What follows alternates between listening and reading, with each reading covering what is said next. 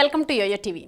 గత కొద్ది రోజుల నుంచి అనేక ఊహాగానాల నడుమ ఎట్టకేలకు జనసేన అధినేత పవన్ కళ్యాణ్ ఏపీ మంత్రిగా ప్రమాణ స్వీకారం చేశారు. ఆయన ఉప ముఖ్యమంత్రిగా బాధ్యతలు చేపడతారని తెలుస్తోంది.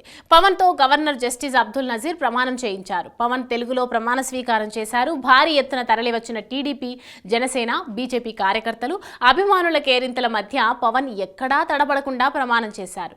ఆ తర్వాత వేదికపై ఉన్న ప్రధాని నరేంద్ర మోడీ, గవర్నర్ అబ్దుల్ నజీర్ దంపతులు, ముఖ్యమంత్రి చంద్రబాబు దంపతులకు నమస్కరించారు.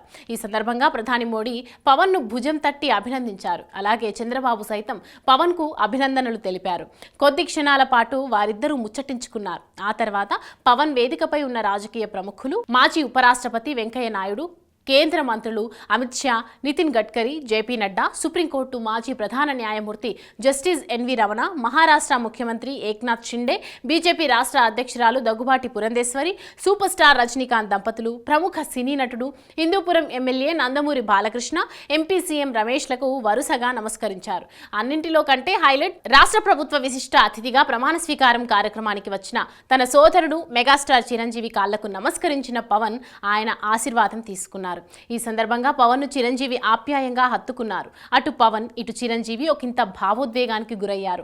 పవన్ ప్రమాణ స్వీకారం చేసేటప్పుడు సైతం ఆయనను చూయిస్తూ రజనీకాంత్ కు చిరంజీవి సంతోషంతో ఏదో చెప్పడం కనిపించింది. ఇక మంత్రిగా ప్రమాణ స్వీకారం చేశాక వేదికపై ఉన్న వారికి పవన్ నమస్కరిస్తున్న క్రమంలో వేదికపై ఉన్న జాతీయ ప్రముఖులు పవన్ కళ్యాణ్ చూడటానికి ఒకంత ఆసక్తిని ప్రదర్శించారు. ఇటీవల ఎన్డీఏ పక్ష నేతల సమావేశంలో ఢిల్లీలో ప్రధాని మోడీ పవన్ పై ప్రశంసల వర్షం కురిపించిన సంగతి తెలిసిందే. పవన్ కాదు తుఫాన్ అంటూ అభినందనల జల్లు కురిపించారు.